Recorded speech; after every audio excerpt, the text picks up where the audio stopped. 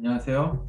네, 이번 시간에는 저번 시간에 이어서 숫자에 대한 연산을 했었죠. 거기에 이어서 내장 함수 보도록 하겠습니다. 내장 함수는 이 정도 개수가 있고요. 우리가 사용하는 내장 함수, 파이썬에서 제공하는 내장 함수는 여기에 제가 리스팅을 해놨고요. 이 중에서 숫자와 관련된 내장 함수들을 보면서 내장 함수에 대해서 감을 익히도록 하겠습니다. 내장 함수라 함은 좀 하나 지우겠습니다. 내장 함수는 파이썬에서 프로그래머들이 어떤 동작을 구현 없이 빠르고 쉽게 할 수 있도록 제공하는 기능들을 이야기하는 거고요. 내장 함수를 살펴보는 것을 한번 보겠습니다. dir을 이용하면 우리가 내장 함수가 무엇이 있는지 알 수 있어요. 내장 함수를 보는 이유는 내장이라는 말이 이제 영어로 빌트인이기 때문에 dir 이렇게 놓고 거기에 빌트인이라는 것을 전달하게 되면 우리가 사용할 수 있는 빌트인에 포함되어 있는 것들을 볼 수 있고요. 이렇게 워닝이나 에러로 끝나는 것들은 나중에 예외 처리해서 살펴보겠고요. A로 시작하는 것을 볼 수 있는데 이렇게 ABS, all 또는 any 이와 같은 것들을 우리가 사용할 수 있는 내장 함수들의 리스트를 볼 수 있습니다. 이 중에서 이제 우리는 숫자에 관한 것을 할 거고요. 그 숫자에 대한 것을 하기 전에 이제 헬프 함수에 대해서 살펴볼 텐데요. 헬프는 이제 우리가 헬프하고 내장 함수, 예를 들어서 이게 처음에 나오는 ABS를 만약에 전달하게 되면 내장 함수의 설명, 내장 함수가 어떠한 곳에 내장 함수에 대한 설명이 써 있고 그 내장 함수가 어떤 수를 나타내는지, ABS는 absolute value, 절대값을 반환한다, x의 절대값을 반환하는 함수다, 이렇게 우리가 살펴볼 수 있습니다. 파이썬은 이렇게 코드 내에서 문서를 제공해주고 있는 함수이기 때문에 여러분들이 얼마든지 코딩을 하면서 모든 것을 기억하지 않더라도 코딩을 하는 도중에 값을 무엇을 전달해야 되는지 또는 이것이 무엇을 나타내고 있는지 살펴볼 수 있습니다. 그리고 우리가 사용하고 있는 환경인 콜랩에서도 이와 비슷한 것을 제공하는데, 물음표하고 셀을 실행하게 되면 옆에 창이 하나 뜨게 되죠. 도움말이라고 해서 ABS는 X값을 전달받고 닥스트링이라고 해서 그 함수가 하는 형식, 어떤 것을 반환하는지 설명이 나타나는 것을 볼 수 있습니다. 헬프와 내용이 똑같죠. 닥스트링 부분이 똑같이 나오는 것을 알 수 있습니다. 그래서 콜랩을 사용하는 동안에는 여러분이 둘 중에 어느 거, 헬프나 물음표 두 개 다 사용할 수 있겠고요. 이런 것이 여러분들이 프로그래밍을 하는데 큰 도움이 되기 때문에 일단 알아보고 가는 것으로 하겠습니다. 그럼 숫자에 관련된 내장 함수 보도록 하겠습니다. 처음으로 보게 될 함수는 근사값이에요. 근사값이 되겠고요. 근사값은 함수의 이름은 라운드고 여기에 숫자를 넘겨주면 이제 숫자의 근사값을 알게 됩니다. 그리고 근사값은 소수점의 자릿수로 알 수 있죠. 그 소수점의 자리에 이하 자릿수를 넘겨줌으로써 얼마나 근사한 수를 줄지 나타내게 되는데, 플롯을 한번 볼까요? 마이플롯의 3.14 1592, 이 정확한지는 중요하지 않고요. 모르는데 숫자를 이용해서 라운드에 집어넣게 되고, 라운드 마이플롯 그리고 2 이렇게 하게 되면 소수점 이하 두 자리까지 나타내겠다 라는 것과 같은 의미가 되는 것입니다. 숫자를 직접 다루진 않지만 숫자 밀접한 함수 중에서 그 다음으로 볼 거는 최소값과 최대값 에서 보겠습니다. 최소값은 min이라는 함수를 이용하고요. 여기에 숫자를 나열하게 되면 첫 번째 숫자, 두 번째 숫자 세 번째 숫자에서 숫자를 나열하게 되면 그 수들 중에서 가장 작은 값을 알려주게 되고요. 맥스도 똑같이 숫자를 이렇게 넣게 되면 이 수들 중에 큰 값을 우리에게 알려주게 됩니다. 예를 들어 볼게요. 이 작은 값을 나타내야죠. 7, 3, 5 이렇게 넘기게 되면 그렇죠? 7, 3, 5 중에 작은 값을 알려주게 되고요. 맥스 7, 3, 5 하게 되면 이렇게 큰 수를 알려주게 됩니다. 세 가지 세 수도 되지만 이 수는 두 개 이상의 수로서 여러분들이 마음껏 뭐 7, 5 이런 수도 가능하고 또는 세 개보다 큰 네 개의 수 또는 다섯 개의 수도 얼마든지 가능합니다. 됐죠? 그리고 이제 합 보겠습니다. 덧셈 합 숫자들의 합입니다. 숫자들의 합은 아직 배우진 않았지만 전달되는 값이 리스트라는 값이에요. 그렇죠? 리스트라는 값으로 전달되긴 하는데 한번 해보도록 하겠습니다. 썸이라는 함수는 썸에 값들을 넣어야 되는데 이렇게 값들이 나열하는 게 아니라 대괄호로 묶어줍니다. 이 대괄호로 묶인 이 값들의 이름은 리스트라는 것인데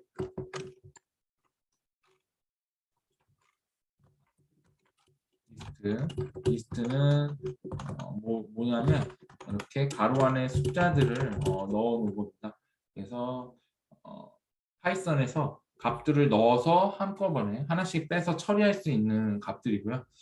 썸은 이러한 리스트를 전달받는다. 그리고 이 리스트에 있는 값들의 총합을 구하는 데 사용하게 됩니다.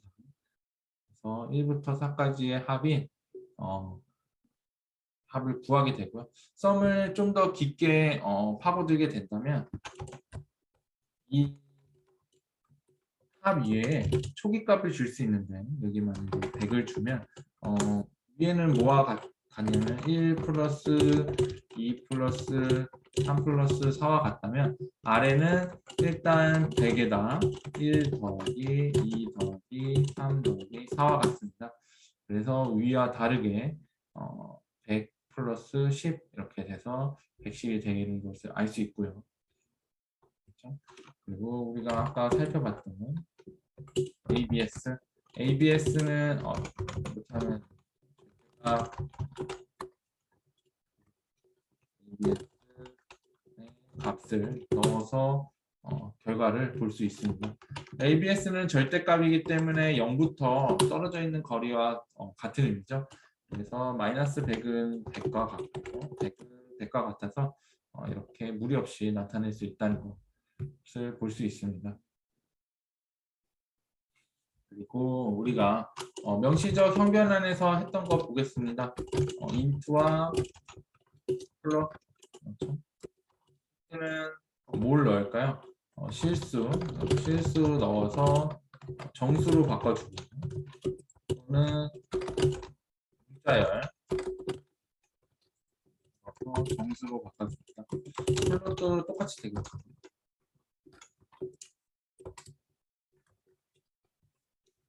플롯도 어떻게 할 수 있냐면 어떻게 사용할 수 있냐면 사용 예를 보면 플롯하고 가로에 정수를 넣어서 실수로 바꾸고 이럴 때는 정수는 실수의 정보 예를 들어서 실수에 인트를 넣으면 인트에 실수를 넣으면 실수는 소수점 이하의 정보를 가지고 있어요. 근데 그것을 정수로 만들려면 그 정보를 모두 잊어버리게 되고요. 하지만 반대로 정수를 플롯에 넣으면 정수는 0점 이하의 수가 없기 때문에 실수는 단지 0.0 이런 식으로 어떤 숫자의 0.0의 형태로 나타나게 됩니다. 하지만 문자열은 조금 다른데요. 문자열은 상관없이 실수로 됩니다. 차이를 한번 직접 코드를 실행해 보면서 할 텐데요. 3을 myInt에 넣고 한번 하겠습니다. 그리고 플롯은 3.13 두 수 간의 변화를 보겠습니다. 정수를 실수로 바꾸는 거는 정수를 플롯에 넣으면 된다고 했죠. 소수점 이하의 정보가 없기 때문에 0으로 처리됩니다. 실수를 정수로 바꾸는 거는 int 함수에 넣어서 만들게 되는데 이때는 이제 3.14 그렇죠? 3.14의 부분이 우리가 잃어버리게 되는 거죠. 소수점의 이하는 버린다. 그렇죠? 그러면 이제 int 문자열, int 실수가 있는데 int 문자열 따옴표로 묶어진 소수에 대해서만 우리가 이렇게 수를 나타낼 수 있는 거고요. 이 수가 아닌 예를 들어서 A, B와 같은 알파벳에 대해서는 프로그램이 정지가 됩니다. 에러를 띄우면서 정지가 되고요. 여기서 띄우는 에러 한번 보게 되면 value 에러라고 되어 있습니다. int가 처리할 수 없는 값을 넣었을 때 우리가 원하는 값이 들어오지 않았을 때 나오는 에러가 value 에러. 한번 눈여겨보면 좋을 것 같고요. 소수점 플롯도 그렇죠? 따옴표 안에 실수로 구성되었을 경우에 문자를 넣더라도 실수로 표현되게 되고요. 그렇죠? 얘도 똑같이 A와 B 같이 알파벳을 넣어주게 된다면 똑같이 value 에러를 value 발생하는 것을 볼 수 있습니다. 여기까지 되셨죠? 그리고 마지막으로 이진수, 그렇죠? 이진수, 8진수, 그리고 16진수 다루기 보겠습니다. 이 이진수와 8진수, 16진수를 다루기에는 각각의 이진수는 바이너리의 준말인 bin이라는 함수가 있거든요. 8진수는 OCT, 16진수는 HEX라는 함수가 있습니다. 그리고 마지막으로 2진수, 8진수, 16진수를 10진수로 바꾸는 연습을 해보도록 하겠습니다. 바이너리를 한번 실행해 볼 텐데요. 2진수를 실행하면 해당하는 숫자를 이렇게 bin이라는 bin이라는 함수에 넘겨주게 되면 우리가 100, 1011이라는 문자열을 반환하는 것을 알 수 있습니다. 문자열을 반환하는 이유는 한 가지 있는데 그 이유는 100, 10, 10, 11과 구분이 안 돼서 그렇습니다. 100, 10, 11이 이게 10진수인지 만약에 이게 없다면 따옴표가 없다면 10진수인지 8진수인지 2진수인지 알 수가 없어요. 그래서 여기서 보완해낸 게 이진수는 앞에 0b를 붙여서 나타내게 되는데 이 0b를 붙여서 나타내면 문자열로 나타내는 방법밖에 없습니다. 그래서 0b는 이진수 수야. 그리고 그 이진수의 수의 나열은 100, 1011이야 이렇게 나타내는 거고요.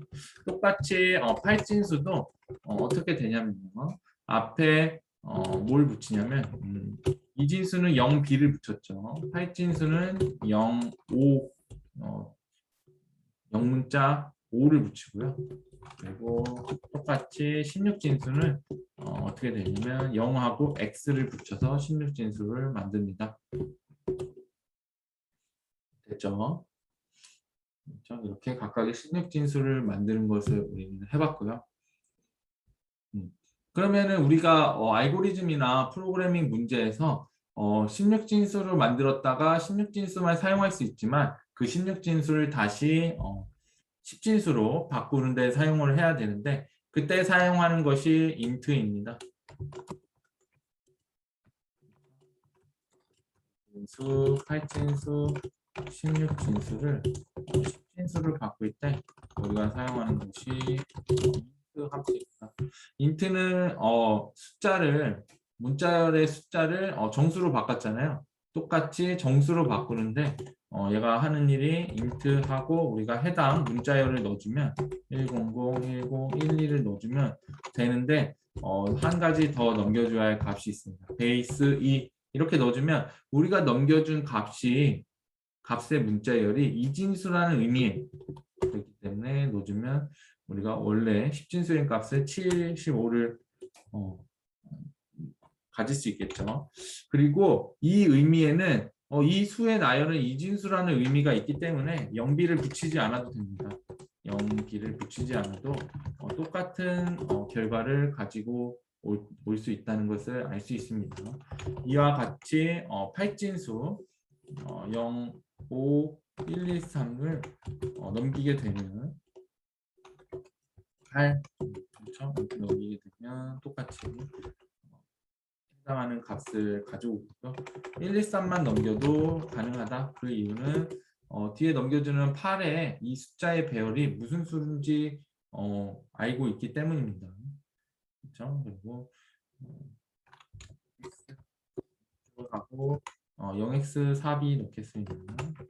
4b도 베이스 16진수 수예요. 이렇게 알려주게 되면 16진수로 나타나게 되고 0x 4b 0x를 쓰지 않더라도 베이스에 16을 전달하게 되면 16진수를 10진수로 전달하게 됩니다. 만약 100, 1012를 해서 베이스를 전달하지 않게 된다면 얘는 100만 1011이 되고 그 이유는 원래 베이스에 들어있는 값이 10이기 때문입니다. 그래서 기본으로 이 값은 같기 때문에 얘가 만약에 2진수라면 베이스 2 그렇죠? 10이 아닌 2를 넣어요. 10진수가 아닌 2진수로 표현된다는 것을 알 수 있습니다.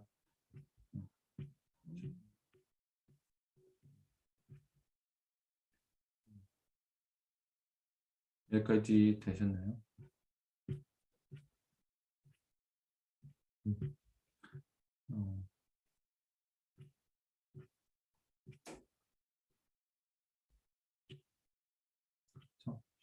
그리고 이제 진법에 대해서는 끝났고요.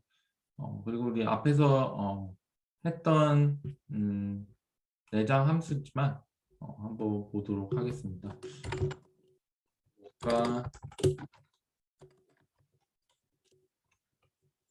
나타내는 함수가 있었죠. div 모드. 그렇죠? 산술 연산, 숫자의 연산에서 몫을 구하는 연산자와 나머지를 구하는 연산자가 있었는데 내장 함수로 이 둘을 한꺼번에 구할 수 있는 div 모드라는 연산자가 있다는 것을 우리가 살펴봤고요. 각각의 값을 변수에 저장하기 위해서는 순서에 맞춰서 변수를 이렇게 나열해 주면 변수에 차례대로 값이 담긴 저장된다는 것을 살펴봤습니다.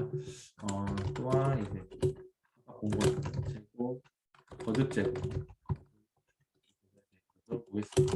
거듭 제곱에 해당하는 내장 함수는 파우고요. 여기에 x, y, z의 값이 들어가는데 우리가 x, y를 넣으면 x의 y승이라는 것을 알 수 있습니다. z는 뭐냐라고 했을 때 이 우리가 곱한 결과값을 z로 나눈 나머지다 라는 거예요. 그렇죠? 이 나머지 연산은 항상 많이 쓰기 때문에 내장 함수에서 제공해 주는 거고요. 우리가 나머지 연산을 쓰지 않을 때는 상관없이 z값을 넣지 않으면 되고요. 혹시 이 값이 2로 주면 홀수인지 짝수인지 알 수 있고요. 0이면 홀수, 1이면 짝수죠. 3이면 3으로 나누었을 때 나머지를 알 수 있습니다. 우리가 내장 함수를 이렇게 거듭 제곱에 대한 연산 또는 나머지 몫과 나머지에 대한 연산이 있음에도 내장 함수를 쓰는 이유는 이 연산자보다 성능이 좀 빠르기 때문에 사용한다고 말씀드렸습니다. 되셨죠? 마지막으로 얘는 이제 숫자를 연산하는 함수는 아니지만 숫자와 관련된 레인지라는 숫자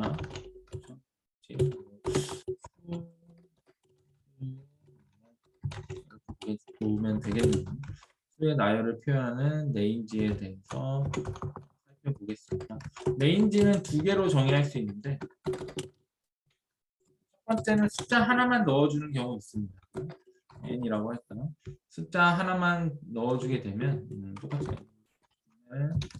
어디부터 시작하냐면 0부터 시작해서 n-1까지의 수를 나열한 것과 같고요. 그리고 마지막으로 and 이렇게 하면 시작하는 값부터 그리고 n-1까지 숫자를 나열한 것과 같습니다. 그렇죠? 마지막으로 변형된 형태인데 end에 스텝을 넣어주면 위와 첫 번째와 두 번째 같은 경우는 시작하는 값부터 1씩 더해서 나타내는 거라면 스텝을 넣게 된다면 스타트고 그 다음 수는 스타트 플러스 스텝이고 그 다음 스타트 플러스 스텝을 한 번 더해서 이런 식으로 되어 있고요. 그리고 n-1보다 작은 수 중에 이러한 형태를 맞추는 값을 나열하게 됩니다. 이거는 직접 보면서 해보겠습니다. 레인지 10을 하게 되면은 여러분이 보지 못하는 숫자의 나열을 볼 수 없는데 이것을 만약에 펼쳐보고 싶으면 앞에 리스트라는 함수에 전달하게 되면 이것을 리스트에 담아서 보여주게 됩니다. 그래서 10이라고 하면은 0부터 시작해서 값을 하나씩 증가시켜서 9까지 10-1까지 보여주게 되고요. 0부터 시작하고 싶지 않고 3부터 시작하고 싶다면 이렇게 스타트 값을 넣어주면 되게 됩니다. 3부터 되고요. 주의할 점은 항상 10보다 하나 작은 9까지 되는 거고요. 마지막으로 이제 스텝 쓰게 되면 어떻게 되냐면 한번 해보겠습니다. 그러면 3부터 9까지의 수 중에서 3부터 2를 더해 나간 수를 반환하게 됩니다. 3부터 2를 더해서 마지막에 9죠. 그 다음에 11인데 레인지는 3부터 9까지의 수만 나타내는 거예요. 그래서 3부터 9까지 합니다. 레인지에서 이제 이러한 경우에는 이제 어떤 경우에 많이 쓰냐면 수의 얘는 이제 짝수죠. 짝수를 나열한다던가 수를 나열한다던가 하는 식의 수열을 만들 때 편리합니다. 이렇게 내장 함수 저번 수의 연산에 이어서 내장 함수까지 살펴봤고요. 질문이 혹시 강의를 듣다가 동영상을 듣다가 질문이 있으신 분들은 기입되어져 있는 이메일로 질문을 해주시면 제가 최선을 다해서 답장을 해드리도록 하겠습니다. 그리고 피드백이나 뭐 다루었으면 하는 내용이 있다면 그것도 같이 메일로 보내주시면 제가 최대한 필요한 것들을 추려서 다룰 수 있도록 하겠습니다. 오늘은 여기까지 하겠고요. 또 다음 시간에 다른 내용으로 찾아뵙도록 하겠습니다. 감사합니다.